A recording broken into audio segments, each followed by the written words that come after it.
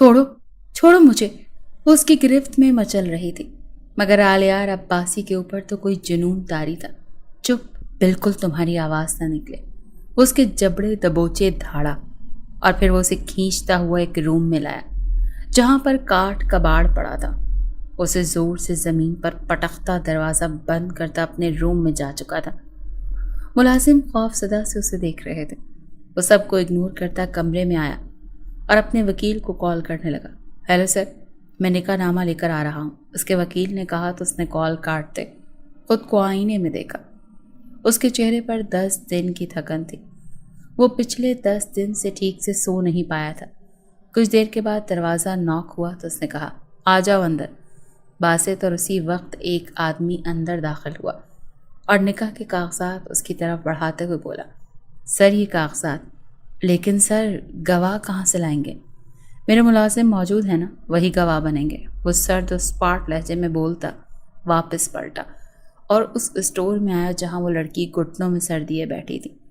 اس کی چادر ڈھلک کر کاندھوں پر آ گئی تھی۔ دروازہ کھلنے پر وہ ایک جھٹکے سے کھڑی ہوتی اس کی طرف آئی اور ہاتھ جوڑ کر، پلیز مجھے جانے دو، میرے بابا مر جائیں گے تو میں کیا کروں؟ میری طرف سے تمہارا پورا خاندان جائے، مر جائے، مجھے کوئی پرواہ نہیں۔ وہ صفاقی سے بولا تو اس کے گریبان کو پکڑ کر چلانے لگی، میں تمہیں جان سے مار ڈالوں گی۔ آلیار نے اس کے ہاتھ جکڑے ہوئے اس کے چہرے پر ایک کھینچ کر تھپڑ مارا اور وہ اوندھے منہ زمین پر گری۔ اس نے اس کی گردن سے بالوں سے پکڑتے ہوئے اسے کھڑا کیا، اگر تم چاہتے ہو کہ تم جلد از جلد اپنے والدین سے جا کر مل لو تو پھر یہی کرو کہ تم ابھی اور اسی وقت سے نکاح کرو مجھ سے۔ آلیار کی بات پر اس نے بے یقینی بھرے انداز میں اسے دیکھا۔ نکاح؟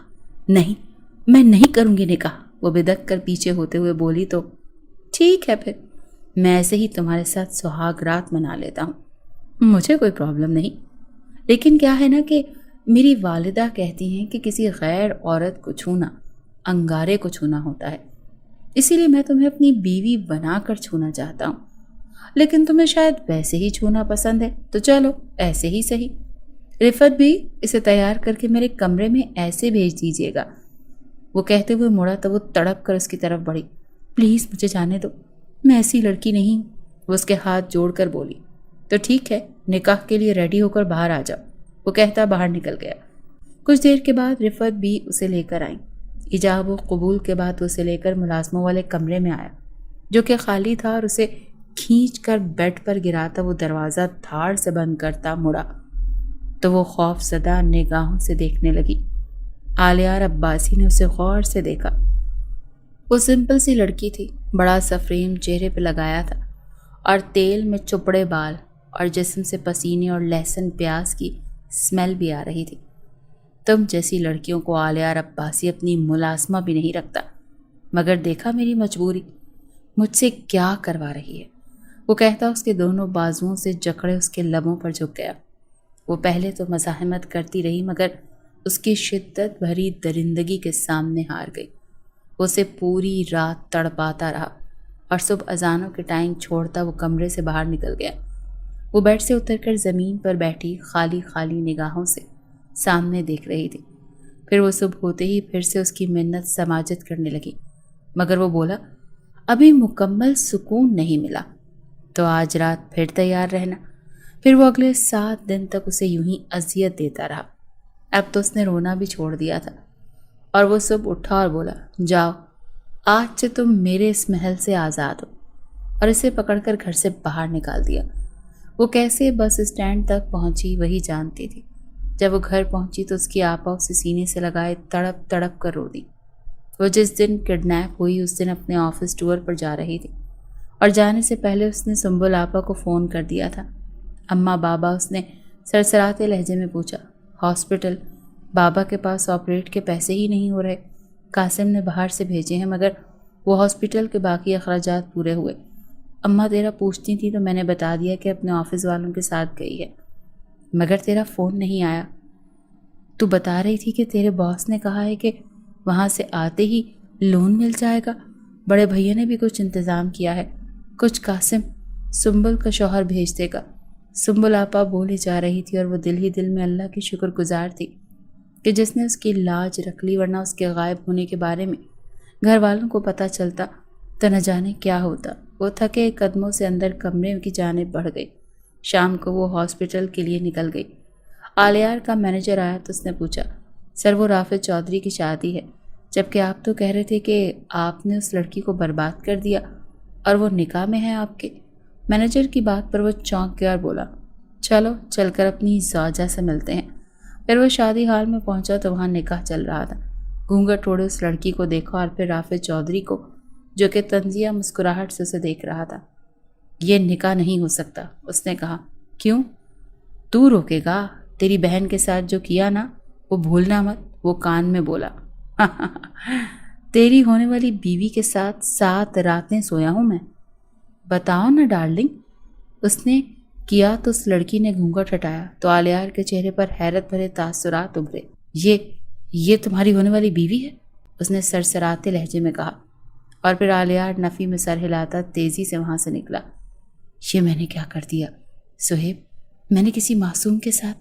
وہ اپنے سینے کو مسلتے ہوئے بولا۔ سر چلیے میرے ساتھ، میں ڈاکٹر کے پاس لے چلوں۔ مینیجر نے کہا تو وہ چپ چاپ بیٹھ گیا۔ اس لڑکی کی سسکیوں ہچکیوں سے التجا کرنا یاد آیا تو کرب سے آنکھیں میچ لیں۔ اسے لے کر ہاسپٹل پہنچا اور ڈاکٹر نے چیک اپ کے بعد اسے کہا کہ مسٹر آلیار عباسی، آپ کا بی پی بہت زیادہ ہائی ہے، آپ پلیز کسی قسم کی ٹینشن مت لیجیے۔ یہ میڈیسن لکھتی ہیں، آپ ابھی اسی لے لیجیے اور ریسٹ کیجیے۔ وہ سر اس بات میں ہلاتا اٹھ کر باہر آیا، اور جیسے ہی وہ باہر آیا تو اس کی نگاہ سامنے سے آتی ہدا پر پڑی۔ وہ جلدی سے اوٹ میں ہو گیا۔ جیسے ہی وہ آگے بڑھی، وہ تیزی سے اس کے پیچھے لپکا۔ وہ ایک کمرے کے سامنے جا کر رک گئی اور دروازہ نوک کرتے وہ اندر داخل ہوئی۔ وہ تیزی سے پاس آیا اور اس نے اس دروازے سے جان کر دیکھا تو ایک بوڑھا سا شخص بیڈ پر لیٹا تھا اور ایک ادھیڑ عمر عورت اس کے پاس بیٹھی تھی۔ اس نے مڑ کر اپنے مینیجر سے کہا، پتہ کراؤ یہ لوگ اس کے کیا لگتے ہیں، مجھے ہر قسم کی انفارمیشن چاہیے اس لڑکی سے متعلق۔ وہ کہتا ہوا مڑا اور پھر تیزی سے وہاں سے نکلتا چلا گیا۔ وہ گھر پہنچا ہی تھا کہ ملازمہ پریشانی کے انداز میں بھاگتی ہوئی پاس آئی اور بولی، صاحب جی، ماہی بی بی کو بہت برا دورہ پڑا ہے، وہ کسی سے نہیں سنبھل رہی۔ وہ یہ بات سن کر بھاگتا وہ اندر کی جانب بڑھا۔ وہ جیسے ہی اندر داخل ہوا تو ماہی اس کو دیکھ کر زمین پر بیٹھ کر گھٹنوں میں سر دیے رونے لگی۔ اس کا دل جیسے شدت غم سے پھٹا جا رہا تھا۔ اس نے اسے اینٹی سٹریس میڈیسن دی اور اسے سلا کر باہر آ گیا۔ وہ گرنے کے سے انداز میں بیڈ پر لیٹتا اپنی کن پٹیاں مسلنے لگا۔ اسی وقت موبائل رنگ ہوا تو اس نے جلدی سے دیکھا، اس کے مینیجر کا فون تھا۔ اس نے کان کو لگاتے ہوئے کہا، ہاں زہیب بولو۔ سر، میڈم جی کے متعلق میں نے ساری انفارمیشن لے لی ہے۔ وہ مرد اور عورت اس کے ماں باپ ہیں۔ والد صاحب اس کے آپریٹ ہونے والا ہے، مگر شاید پیسوں کی وجہ سے وہ ابھی تک ہو نہیں پا رہا۔ ڈاکٹر نے کہا ہے کہ پہلے پیسے جمع کروائیں، اس کے بعد آپریٹ کروا دیں گے۔ مینیجر نے جب اسے یہ بتایا تو اس نے لب کچلتے ہوئے کرب سے آنکھیں میچ لیں۔ زہیب، فوراً سے بیشتر ہاسپٹل میں سارے پیسے جمع کرواؤ اور ڈاکٹر سے بولو کہ اس کا اچھے سے ٹریٹمنٹ ہو، اور میرا نام استعمال کر لینا اگر ضرورت پڑی تو، اس نے کہا اور فون رکھ دیا۔ پھر 2 دن کے بعد وہ ہاسپٹل گیا۔ اس کے والد کی سرجری ہو چکی تھی اور مینیجر 2 دن سے ان کے پاس آ جا رہا تھا۔ اس نے پاس جا کر سلام کیا تو ہدا نے زرد رنگت سے اسے دیکھا اور اس کے ساتھ کھڑی لڑکی نے پوچھا، جی آپ کون؟ مینیجر نے جلدی سے آگے آ کر ان کا تعارف کرواتے ہوئے کہا، یہی ہے مسٹر عباسی، جنہوں نے آپ کے والد کے علاج کا سارا خرچہ اٹھایا۔ اوہ، تھینک یو سو مچ۔ مجھے بتایا تھا ہدا نے کہ اس کے باس اس کی ساری مدد کریں گے۔ تھینک یو، آپ نے اتنا کیا، اور نہ صرف مدد بلکہ اپنے مینیجر کو یہاں تک بھیجا۔ میں آپ کا یہ احسان کبھی نہیں بھول سکتی۔ اللہ پاک آپ کو اجر عظیم عطا فرمائے۔ وہ لڑکی نم لہجے میں بولی تو وہ دھیما سا مسکرایا۔ اس کی والدہ نے بھی ڈھیروں دعائیں دی۔ کچھ دیر بیٹھنے کے بعد وہ اٹھ کھڑا ہوا۔ ہدا، میری جان، جاؤ جا کر اپنے سر کو باہر تک چھوڑ کر آؤ، اس کی ماں نے کہا تو وہ چپ چاپ اس کے ساتھ ہو لی۔ وہ اسے باہر تک چھوڑ کر جیسے ہی مڑنے لگی تو آلیار نے اسے آواز دے کر روکا۔ وہ مڑ کر سوالیہ نگاہوں سے دیکھنے لگی۔ آپ کس کمپنی میں جاب کرتی ہیں؟ اس کے سوال پر تنزیہ انداز میں ہنسی۔ کیوں؟ آپ کو اس سے کیا؟ اپنے کام سے کام رکھیے، اور ہاں، یہ مت سمجھیے کہ میرے والد صاحب کو آپریٹ کروا کر آپ نے احسان کیا ہے۔ یہ میری ان 7 راتوں کی قیمت تھی جو آپ نے ادا کی وہ بھی بہت کم، ایک طوائف بھی اس سے زیادہ چارج کرتی ہوگی۔ پتہ ہے میرے باس کی نیت بھی خراب ہی ہے مجھ پر، مگر میرے لیے دیے انداز پر وہ خود کو روکے ہوئے ہے، مگر بہانے سے چھو ہی لیتا ہے۔ اب مجھے پتہ چل چکا ہے کہ ایمانداری سے کام کی اہمیت نہیں، جسم بیچو اور پیسہ کماؤ۔ تھینک یو مجھے ایک راستہ دکھانے کے لیے۔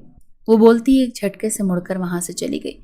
وہ سن سا کھڑا اس کی نگاہوں کے اوجھل ہونے تک اسے دیکھتا رہا، اور پھر اس نے اگلے دن معلوم کیا تو اسے پتہ چلا کہ وہ ایک چھوٹی موٹی سی کمپنی ہے، اور اب وہ پہلے اس کا ایک نام تھا، مگر پچھلے 3 سال سے وہ لاس میں جا رہی ہے۔ وجہ اس کے آنر ارباز رانا کا کرپٹ ہونا تھا، اور اسی وجہ سے کوئی اسے اپنا پروجیکٹ میں شامل نہیں کرتا تھا۔ وہ یہ رسک لینے کا سوچ چکا تھا کیونکہ اسے آج ہدا کی آنکھوں میں بغاوت دکھی تھی۔ اسے ڈر تھا کہ کہیں وہ غلط راہ پر نہ چل پڑے۔ پھر اس کے ساتھ فون پر بات کر کے اس نے کل کی میٹنگ رکھ لی۔ وہ جب وہاں پہنچا تو جیسے ہی اندر داخل ہوا تو ارباز رانا خدا کے ہاتھ کو پکڑے پامسٹ بنا کچھ اسے بتا رہا تھا۔ وہ مٹھیاں بھینچ کر اپنا غصہ ضبط کرنے لگا۔ ویسے رانا صاحب ذرا ہمارا بھی مستقبل دیکھ لیجئے، وہ طنزیہ لہجے میں بولا تو وہ تیزی سے مڑا اور بڑے پرجوش انداز میں اس کی طرف بڑھا اور بولا، آئیے عباسی صاحب آئیے، میں ذرا کافی کا آرڈر کرتا ہوں۔ وہ کہتے ہوئے انٹرکام کی طرف بڑھا۔ 1 منٹ رانا صاحب، میں اپنے مینیجر سے کہہ کر اس کی زیر نگرانی کافی بنواتا ہوں، کیونکہ اسٹاف پر اعتبار نہیں کیا جا سکتا، تو اس لیے آپ سے ریکویسٹ ہے کہ پاس کھڑے ہو کر ذرا بنوا کے لائیے گا۔ عالیہ عباسی نے کہا تو ارباز فاروقی سر ہلاتا باہر کی جانب بڑھ گیا۔ عالیہ راکنگ چیئر پر جھولتا اسے بغور دیکھنے لگا، جو کہ اسے سرد و سپاٹ انداز میں کھا جانے والے انداز میں دیکھ رہی تھی۔ مس ہدا فاروقی، جب یہ آدمی آپ کا ہاتھ پکڑ رہا تھا تو ایک تھپڑ لگانا چاہیے تھا نا، تو آپ چپ چاپ کیوں بیٹھی رہیں؟ وہ تلخ لہجے میں بولا۔ میں آپ کو جواب دینے کی پابند نہیں، وہ کہتے ہوئے ایک جھٹکے سے کھڑی ہو گئی۔ بیٹھ جائیے ورنہ آپ کے باس کو کہہ کر ایک پل میں یہاں سے نکلوا دوں گا، وہ سنجیدگی سے بولا۔ جو کرنا ہے وہ کیجیے، میں تو ویسے بھی یہ کام چھوڑنا چاہتی ہوں کیونکہ میری عزت سے میرے ماں باپ کی زندگی جڑی ہے، وہ تپ کر بولتی وہاں سے چلی گئی۔ اس کے جاتے ہی عالیہ عباسی کے چہرے پر اطمینان سا چھا گیا، جبھی وہ اٹھا اور بنا ارباز رانا سے ملے چلا گیا۔ وہ آفس پہنچا ہی تھا کہ ارباز رانا کا فون آیا۔ یس مسٹر رانا، اس نے موبائل کان کو لگاتے ہوئے کہا۔ عباسی صاحب، آپ بنا بتائے ہی واپس چلے گئے، سب خیریت ہے نا؟ دوسری طرف سے ارباز رانا نے بے قراری بھرے انداز میں پوچھا تو وہ طنزیہ مسکراہٹ سے بولا، اب آپ ایک کام کیجئے، پامسٹ بن جائیے، یہی کام آپ کو جچتا ہے۔ آپ کی امپلائی مس ہدا فاروقی نے بتا دیا ہے کہ آپ کیسے لڑکیوں سے ٹھڑک جھاڑتے ہیں، اور ٹھرکی لوگوں کے منہ نہیں لگتا۔ وہ بولتے ہی کال کٹ کر کے مطمئن سا ہو گیا۔ اسے معلوم تھا کہ ارباز رانا اسے فوراً نوکری سے نکال دے گا، اور پھر ایسا ہی ہوا۔ کچھ دیر کے بعد مینیجر نے اسے آ کر بتایا کہ مس فاروقی ان سے ملنے آئی ہیں۔ اس نے فوراً اسے اپنے کیبن میں بلا لیا۔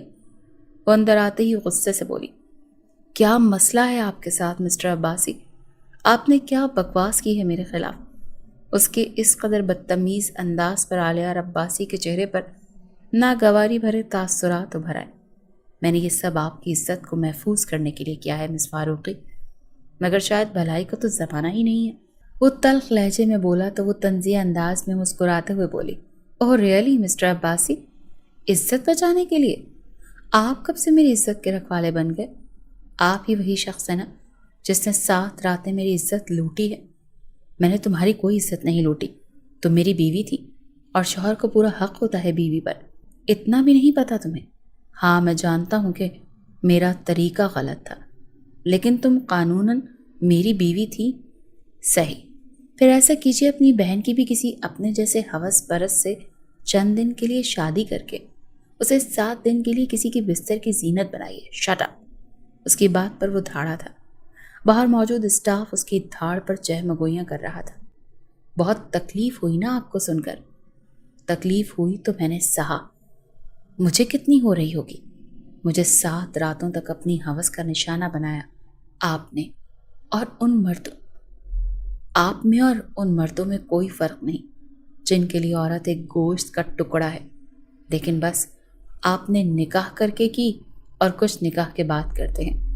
आप जैसी सोच होने लगी तो फिर हर दूसरा मर्द यूं ही ज़बरदस्ती निकाह करके उस औरत को रोंदने के बाद मुतमईन रहेगा कि उसने कौन सा किसी गैर औरत के साथ किया। फिर तो गुनाह का एहसास ही ख़त्म हो जाएगा। और हाँ, दूसरी बात, हमारा निकाह मुनक्किद हुआ ही नहीं।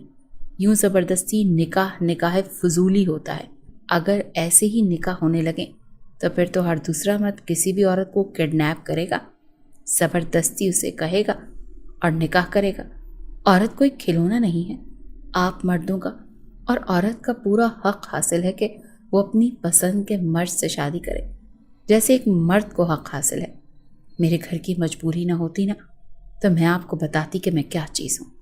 मेरे वालिद साहब का ऑपरेट हुआ है तो मैं सिर्फ़ और सिर्फ इसीलिए चुप हूँ, वरना मैं आपके ख़िलाफ़ केस करती रेप का। मैं चुप हूँ तो इसे मेरी कमज़ोरी मत समझिए। आइंदा से मेरे साथ इस तरह की हरकत की ना तो मुंह तोड़ दूंगी। वो गुस्से से बोलती एक झटके से मुड़ी और वहाँ से निकलती चली गई। वो गिरने के से अंदाज में अपनी रॉकिंग चेयर पर बैठ गया और फिर उसने अपने वकील का नंबर मिलाया। बासित, क्या ज़बरदस्ती निकाह फजूली होता है? क्या अगर लड़की इस निकाह को माने ही ना तो वो निकाह नहीं होता? उसने सख्त लहजे में पूछा तो दूसरी तरफ बासित एक पल के लिए चुप रह गया और फिर कुछ देर के बाद बोला, जी सर, ऐसा ही है। आलियार ने ज़ोर से अपनी आंखें मींच लीं। वह फ़ोन रखता गिरने के से अंदाज में कुर्सी की पुश्त से टेक लगा गया। वो जो खुद को बड़ा पाकीज़ा समझता था वो एक ज़ानी बन चुका था। वो जिसकी माँ ने उसकी तरबियत इस्लामिक शुआर पर की, मगर वो सब खाक में मिला गया। वो जिसका अपने किरदार की मजबूती पर फ़ख्र था, आज सारा पाश पाश हो चुका था। सर आप ठीक हैं? मैनेजर ने उसके पास आकर पूछा तो उसने ज़ख्मी निगाहों से उसे देखते हुए कहा, सुहेब, तुम तो सब जानते थे ना मैं कैसा हूँ। दोस्त हूँ तुम मेरे, फिर भी तुमने मुझे इस गुनाह करने से क्यों नहीं रोका? तुमको चाहिए था ना कि मुझे रोक दे। कि मैंने क्या कर दिया? एक तो मैंने किसी बेगुनाह को सज़ा दी और दूसरा मैंने ज़ना का इर्तिकाब कर लिया। वह अपना सर हाथों में थामे हुए बेबसी भरे अंदाज में बोला, एक बात कहूँ सर, अगर आपको बुरी ना लगे तो। ज़ुहैब ने डरते डरते कहा, ऑफ कोर्स यार, कहो, इसमें पूछने वाली क्या बात है?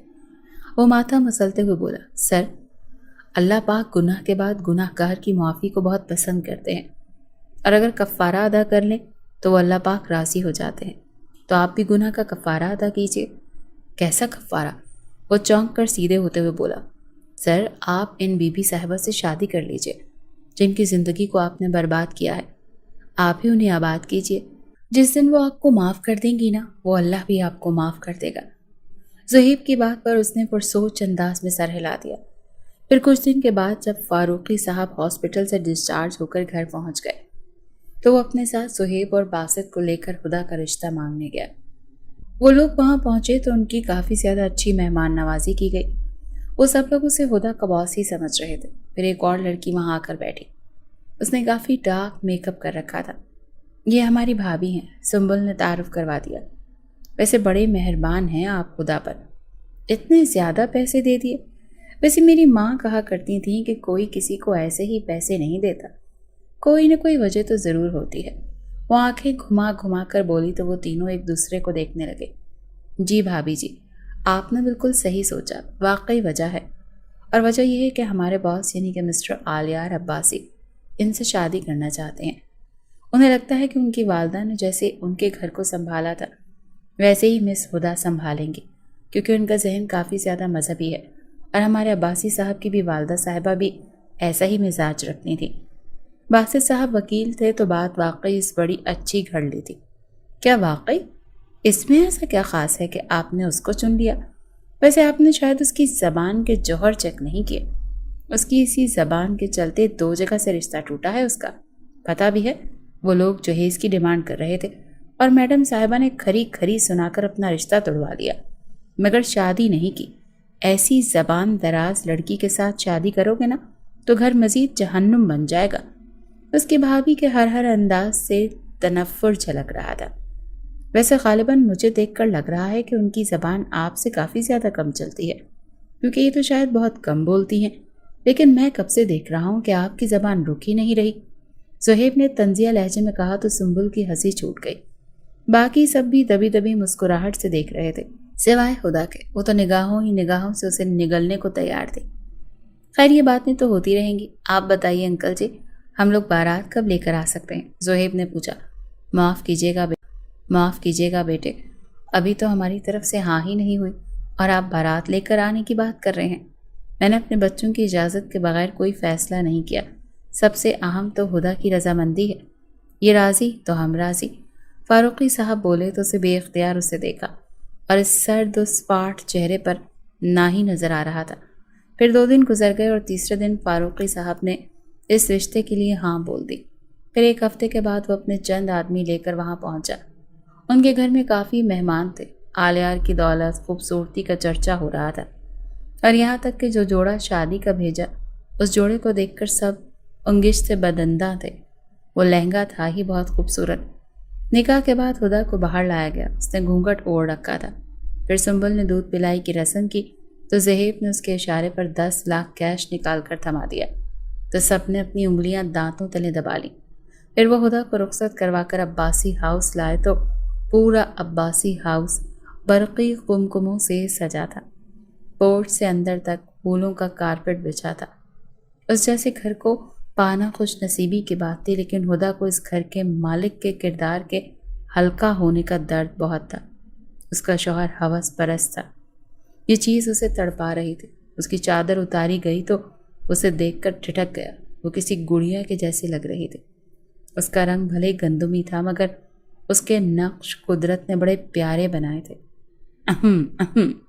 سر اب ہمارا ختم، آگے آپ نے سنبھالنا ہے، ہم چلتے ہیں، زہیب نے کہا، اور پھر وہ اور باسط چلے گئے۔ رفعت بھی نے دوسری ملازمہ کی مدد سے اسے آلیار عباسی کے روم میں پہنچایا تو وہ روم اس روم سے الگ تھا جس میں وہ رہتی تھی۔ اس روم میں ہر چیز ڈارک تھی، اسے عجیب سی گھٹن ہوئی، حالانکہ وہ بہت خوبصورت، لیکن اس نے نہ جانے اس شخص سے گھن تھی تو اس کی ہر چیز سے گھن آ رہی تھی۔ اس نے ڈریسنگ روم میں جا کر سارے زیورات اتارے اور وہاں پڑے کپڑے چینج کرنے کے بعد واش بیسن پر چہرہ صاف کرتی باہر نکلی تو آلیار اسی وقت روم میں داخل ہوا اور اسے صاف دھلے چہرے سے دیکھ کر تھم گیا۔ تم نے چینج کیوں کر لیے؟ اس رات پر گھونگھٹ نکال کر انتظار کرتے ہیں، وہ مسکرا کر بولتا اس کے قریب آ کر اس کے رخسار کو چھونے لگا تو وہ طنزیہ مسکراہٹ سے بولی، 7 راتیں گزاری، وہی ملازمہ ٹائپ، آج اسی کو چھونا چاہتے ہو؟ ہوس باقی ہے کیا؟ اس کی بات پر آلیار نے اسے قہر آلود نگاہوں سے دیکھا اور پھر سر جھٹک کر واش روم کی جانب بڑھ گیا۔ باہر نکلا تو وہ نماز ادا کر رہی تھی، اسے یوں دیکھ کر جیسے دل میں سرور سا اتر آیا۔ وہ کافی میکر میں کافی بنانے مسلسل اسے دیکھ رہا تھا، جو کہ بڑے سکون سے نماز ادا کر رہی تھی۔ کافی بنا کر وہ صوفے پر بیٹھ کر اسے دیکھنے لگا۔ وہ جائے نماز لپیٹے اٹھ کر اپنا دوپٹہ کھول کر صوفے پر رکھ کر جا کر بیڈ پر لیٹ گئی۔ آلیار بھی کافی پینے کے بعد اس کے پاس آ کر لیٹا تو وہ اپنا ایک ہاتھ رخسار کے نیچے رکھے پرسکون سی سو رہی تھی۔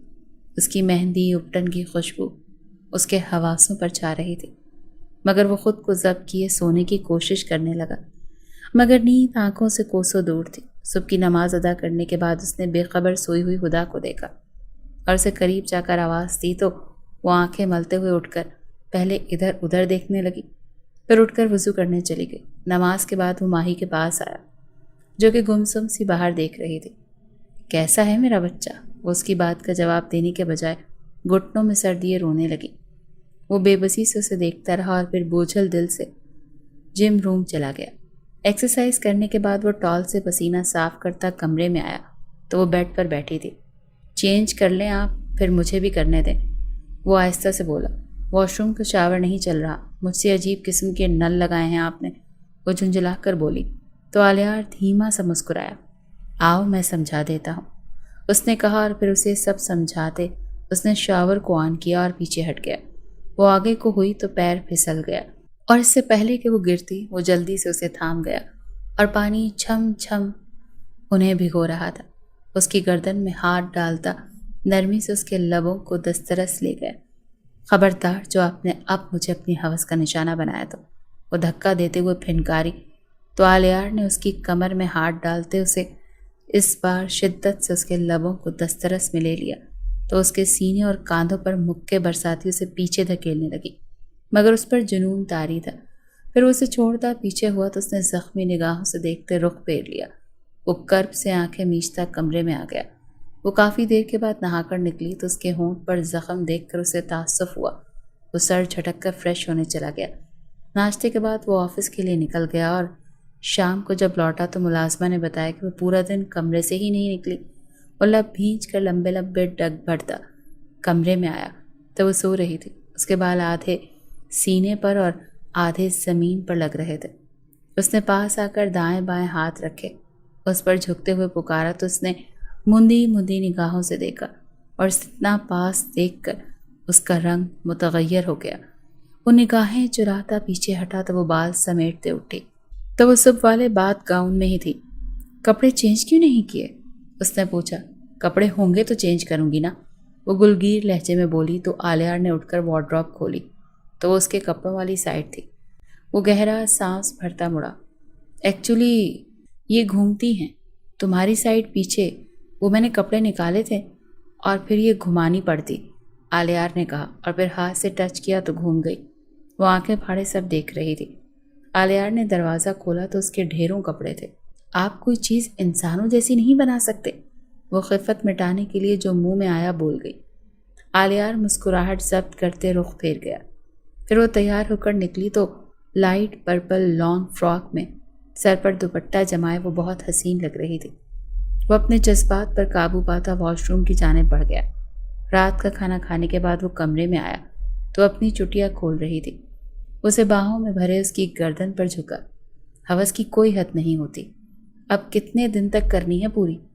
اس کے زہر میں بھجے الفاظ پر وہ سن ہو گیا۔ چلو میرے ساتھ، وہ کہتے ہوئے اسے کھینچتا ہوا ایک کمرے میں لے آیا اور دروازہ دھکیلتا اندر داخل ہوا تو وہاں ایک لڑکی سو رہی تھی۔ وہ اس کا ہاتھ چھوڑتا اس کی طرف بڑھا اور جھک کر اس کا ماتھا چوما تو وہ خوفزدہ ہو کر اٹھ بیٹھی، خود کو چھپانے لگی اور پھر سائڈ ٹیبل سے اپنی اور ماہن کی تصویر لا کر اس کی آنکھوں کے آگے کی تو ہدا نے دیکھا وہ کاؤچ پر بیٹھا تھا اور وہ لڑکی اس کاؤچ کے بازو پر اس کے کاندھے پر ہاتھ رکھے بیٹھی تھی۔ ہدا نے نہ سمجھی سے اسے دیکھا۔ یہ میری بہن ہے، میری ماہی، میری جان، میری دنیا، اکلوتا خون کا رشتہ، مگر دیکھو آج یہ اپنے حواسوں میں نہیں ہے۔ اس کی وجہ اس شخص ہے جس نے اپنی گرل فرینڈ کے ساتھ مل کر میری بہن کو اپنے جال میں پھنسا کر اپنے فارم ہاؤس میں لے جا کر اسے ہوس کا نشانہ بنایا اور پھر میرے گھر کے سامنے ادھمرا پھینک گیا۔ میں نے سوچا کہ میں اس گھٹیا آدمی کی گرل فرینڈ کے ساتھ راتیں گزاروں، لیکن کسی غیر محرم کو نہیں چھونا چاہتا تھا تو نکاح کرنے کے بعد یہ سب کرنا چاہتا تھا، لیکن غلطی سے اس کی منگیتر تمہیں سمجھ بیٹھا اور تمہارے ساتھ زیادتی کر بیٹھا۔ جو کچھ میری بہن کے ساتھ ہوا میں اس سے بدتر تمہارے ساتھ کیا۔ تمہیں ادمرا دیکھنا چاہتا تھا مگر تم مضبوط اعصاب کی تھی، لیکن میری بہن کو تو میں نے کبھی کانٹا نہیں چبھنے دیا تھا۔ ہر وقت ادا سائیں کرنے والی آج ہر مرد کی طرح اپنے بھائی سے بھی ڈرتی ہے۔ اس کی بات کرتے کرتے گلا اس کا رند گیا۔ وہ ساکت و جامد سے اس لڑکی کو دیکھنے گئی جس کے چہرے پر زردی گھلی تھی۔ وہ آہستہ سے چلتی اس کے پاس آئی جو خوفزدہ سی ادھر ادھر دیکھ رہی تھی۔ ماہی، میں آپ کی دوست بننا چاہتی ہوں، بنو گی؟ وہ ہاتھ بڑھا کر بولی تو اس نے اپنا کانپتا ہاتھ اس کے ہاتھ میں دے دیا۔ پھر اس کی گود میں چہرہ چھپائے تڑپ تڑپ کر رونے لگی۔ اس سے بچا لو، مجھے اس سے بچا لو، وہ چیخ چیخ کر آلیار کی طرف اشارہ کرنے لگی اور آلیار تیزی سے کمرے سے نکل گیا۔ اسے ریلیکس کرنے لگی اور وہ روتے ہوئے اپنے زخم دکھا رہی تھی۔ اس کے جسم پر سگریٹ کے نشان تھے اور جگہ جگہ کاٹا گیا تھا کہ وہ اذیت سے آنکھیں میچ گئی۔ وہ اسے بمشکل پرسکون کر کے اسے سلانے کے بعد کمرے میں آئی تو آلیار وہاں پر موجود نہیں تھا۔ اسے ڈھونڈتی ہوئی لان میں آئی تو وہ وہاں کین کی کرسی پر بیٹھا سگریٹ سے اپنا دل جلا رہا تھا۔ آپ ٹھیک ہیں آلیار؟ اس نے سر اٹھا کر دیکھا اور اس کی کمر کے گرد بازو باندھتا اس کی پیٹھ پر سر رکھ کے رو دیا۔ خدا کی تو سمجھ میں ہی نہیں آ رہا تھا کہ اسے کیسے چپ کروائے۔ اس کا من ہلکا ہوا تو وہ آہستہ سے اس سے دور ہوا اور آستین سے آنسو صاف کرنے لگا۔ وہ اس کے سامنے والی چیئر پر بیٹھے ہوئے بولی، اس کے رونے سے آپ اس طرح وہاں سے چلے آئے، یہ بات ٹھیک نہیں ہے۔ اس کا ڈر کبھی ختم نہیں ہوگا۔ تو کیا کروں؟ وہ افسردہ انداز میں بولا۔ اس کے ڈر کے باوجود اسے سنبھالیں، اس سے بات کریں تاکہ اس کا دوبارہ سے اعتبار بحال ہو سکے۔ ہم اسے مل کر اس ٹراما سے باہر نکالیں گے تاکہ وہ دنیا کے ہر مرد کو ایک سا نہ سمجھے۔ میں آپ کی اس میں بھرپور مدد کروں گی اور دیکھیے گا انشاءاللہ وہ دوبارہ پہلے جیسی ہو جائے گی۔ وہ اس کے ہاتھ پر ہاتھ رکھے بولی، thank you so much and I am sorry. کہتے ہیں جن کو یہ دکھ لگا ہوتا ہے وہ کسی کو تکلیف نہیں دیتے، مگر میں نے تمہیں بہت اذیت دی، 7 دن تک، ایک ایسی اذیت جس کا کوئی مداوع نہیں کر سکتا۔ وہ کرب بھرے انداز میں بولا، میری تکلیف ماہی کی تکلیف کے سامنے کچھ بھی نہیں۔ میں جانتی ہوں کہ آپ نے جو کچھ بھی کیا وہ غصے میں کیا، لیکن تھا غلط۔ میں آپ کو کبھی معاف نہیں کروں گی، وہ نم لہجے میں بولی تو آلیار نے اس کا ہاتھ تھام کر اپنے پرحدت ہاتھوں میں لیتے ہوئے کہا، میں تمہیں اتنی محبت دوں گا کہ تم اپنی یہ ساری اذیتیں چاہے پوری مگر کسی حد تک بھول جاؤ گے۔ اس نے آہستہ سے اپنا ہاتھ اس کے ہاتھ سے کھینچ لیا۔ پھر وہ ماہی کے پاس روز جا کر بیٹھتے اور ماہی اب اسے دیکھ کر چیخیں نہیں مارتی تھی، وہ کافی نارمل رہتی تھی۔ اور ایک دن تو زہیب آیا تو اس نے سارا کھانا بنایا اور ساتھ ماہی بھی آ کر لگی تھی۔ وہ زہیب کے سامنے جانے سے کترا رہی تھی، لیکن ہدا زبردستی اسے لے آئی۔ اس نے محسوس کیا کہ وہ سر جھکائے بیٹھی تھی اور زہیب بار بار اسے چور نگاہوں سے دیکھ رہا تھا۔ رات کو وہ کمرے میں آئی تو کمرے میں اندھیرا تھا اور اسی وقت لائٹس آن ہوئی تو وہ پھولوں سے مہکا کمرہ دیکھ کر چونکی اور ٹیبل پر کیک پڑا تھا۔ Happy birthday to you, وہ گنگناتے ہوئے اس کی طرف آیا اور پھر اس کا ہاتھ تھامے کیک کے پاس لے آیا۔ کیک کاٹنے کے بعد اس نے ایک مخملی کیس کھول کر اس کے سامنے کیا تو اس میں ڈائمنڈ نیکلس تھا۔ وہ اسے تھما کر واپس پلٹنے لگا تو ہدا نے اس کا ہاتھ تھام کر روکا۔ یہ لائے ہیں تو پہنا بھی دیجیے۔ اس کی بات پر اسے بے یقینی سے دیکھنے لگا۔ وہ خود ہی اپنے بال آگے کرتی اس کی طرف پیٹ کر کے کھڑی ہو گئی۔ آلیار نے نیکلس پہنانے کے بعد اس کی گردن پر لب رکھے تو وہ تیزی سے مڑتی اس کے گلے سے لگ گئی۔ وہ اسے گود میں اٹھائے بیڈ پر لا کر اس کے لبوں پر جھک گیا۔ پوری رات وہ اسے اپنی محبت کی بارش میں بھگوتا رہا۔ سب فریش ہونے کے بعد وہ مسجد جانے سے پہلے اس پر جھکا اور اس کے ماتھے پر بوسہ دیتے کمرے سے باہر نکل گیا۔ وہ سورج نکلنے کے بعد جب کمرے میں داخل ہوا تو وہ ڈریسنگ کے سامنے کھڑی بال بنا رہی تھی۔ گڈ مارننگ میری جان، ویسے آج تو بہت ہی پیاری لگ رہی ہے، وہ اس کے رخسار سے رخسار مس کرتے ہوئے بولا۔ اوہ ریئلی، آج ہی پیاری لگ رہی ہوں، اس سے پہلے نہیں لگتی تھی کیا؟ اس نے شرارتی انداز میں کہا تو وہ دھیما سا مسکرا دیا۔ تو اب آپ ہم سے تعریف سننا چاہ رہی ہیں مسز آلیار عباسی؟ وہ اس کا رخ اپنی طرف کرتے ہوئے اس کے ماتھے سے ماتھا ٹکا کر بولا۔ تو آپ نہیں کریں گے کیا؟ ہمارا پورا حق بنتا ہے کہ ہم آپ کے منہ سے تعریف سنیں مسٹر آلیار عباسی۔ وہ اسی کے انداز میں بولی تو وہ قہقہ لگا کر ہنس پڑا۔ کہو تو پھر تعریف کروں رات کی طرح؟ وہ معنی خیز انداز میں بولا تو وہ جلدی سے پیچھے ہوتے ہوئے بولی، جی نہیں، میرا ایسا کوئی ارادہ نہیں، فی الحال تو۔ وہ مبہم انداز میں مسکرا دیا۔ تیار ہونے کے بعد وہ آفس کے لیے نکل گیا اور شام کو جب واپس آیا تو زہیب وہاں پہ بیٹھا ہوا تھا۔ ارے تم یہاں خیریت سے؟ وہ چونک کر بولا۔ جی میں نے بلایا ہے انہیں، ہدا چائے رکھتے ہوئے بولی۔ کیوں خیریت؟ وہ چونکا۔ کیا میں پوچھ سکتی ہوں کچھ آپ سے زہیب بھائی؟ ہدا نے سنجیدگی سے کہا تو وہ سر اس بات میں ہلا گیا۔ آپ ماہی سے شادی کریں گے؟ اس کی بات پر وہ دونوں ہڑبڑا سے گئے۔ یہ کیا بات کر رہی ہو تم؟ ایسا ناممکن ہے۔ کیوں ناممکن ہے آلیار؟ کیا اس لیے کہ زہیب آپ کے انڈر کام کرتا ہے؟ اس نے پوچھا۔ نہیں، یہ بات نہیں ہے، میں تو یہی چاہتا تھا کہ وہ زہیب سے شادی، مگر وہ زہیب کو پسند نہیں کرتی، آلیار تھکے تھکے انداز میں کہنے لگا۔ کب کہا یہ سب اس نے؟ وہ حیرانگی سے بولی۔ جب اس کے ساتھ یہ حادثہ نہیں ہوا تھا، وہ اس گھٹیا آدمی کے چکر میں پھنسی تھی۔ وہ لب کچلتے ہوئے بولا۔ وہ تب کی بات تھی، مگر اب وہ زہیب کو چاہنے لگی ہے شاید۔ ابھی بھی دیکھیے وہ کھڑکی سے ادھر ہی دیکھ رہی ہے۔ اس کی بات پر ان دونوں نے پیچھے مڑ کر دیکھا تو وہ کھڑکی سے تھوڑا پیچھے ہو گئی۔ کیا زہیب بھائی ابھی بھی اسے اپنانا چاہتے ہیں آپ؟ اس نے پوچھا۔ جی بھابھی، میرے نزدیک وہ آج بھی ویسی ہی ہے جیسی وہ تھی، وہ آہستہ سے بولا۔ تو ٹھیک ہے، جاؤ جا کر بات کرو اس سے، خدا نے کہا تو وہ آلیار کو دیکھنے لگا تو اس نے سر اس بات میں ہلا دیا اور تینوں اس کے روم کی طرف بڑھ گئے۔ وہ دونوں باہر رک گئے اور زہیب اکیلا ہی اندر چلا گیا۔ کچھ دیر وہ اس سے ادھر ادھر کی باتیں کرتا رہا۔ یار پرپوز کیوں نہیں کر رہا یہ؟ آلیار جھنجھلا کر بولا تو اس نے ٹھوکا مارتے ہوئے کہا، چپ رہیے۔ پھر زہیب نے گلا کنکارتے ہوئے جب اس سے کہا، ماہی آپ مجھ سے شادی کریں گی؟ تو کچھ دیر تک وہ ساکت سی اسے دیکھتی رہی اور پھر چہرہ ہاتھوں میں چھپائے رو دی۔ اوکے آپ روئیے مت، میں یہ بات نہیں کروں گا، زہیب گھبرا کر بولا۔ آئی ایم سوری، میں آپ کے قابل نہیں ہوں زہیب، آپ مجھے اچھے لگتے ہیں مگر میں کیسے آپ کا ساتھ پانے کی چاہ رکھوں جبکہ میں اپنی عزت کھو چکی۔ وہ روتے ہوئے بولی تو زہیب اٹھ کر اس کے قدموں میں بیٹھتے ہوئے بولا، آپ نے ایسا کیسے سوچ لیا ماہی؟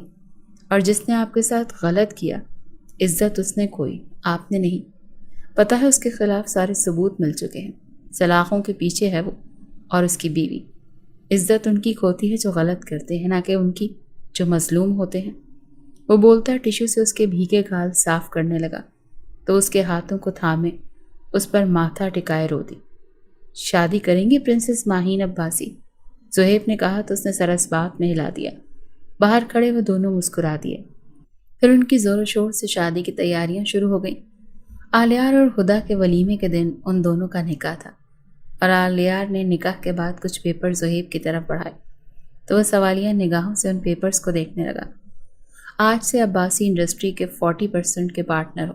وہ مسکرا کر بولا، نہیں سر، میں یہ نہیں کہہ سکتا، میں نے اس کی خاطر نہیں کیا، میں نہیں چاہتا کہ لوگ میری محبت کو غلط سمجھیں، میں آپ کا ایڈوائزر ہی رہوں گا۔ اس سنجیدگی سے بولا۔ پھر آلیار اور ہدا کے لاکھ منانے پر بھی وہ نہیں مانا اور آلیار ہدا کے دل میں اس کی عزت مزید بڑھ گئی۔ وہ دونوں نم آنکھوں سے انہیں دیکھتے مسکرا دیے۔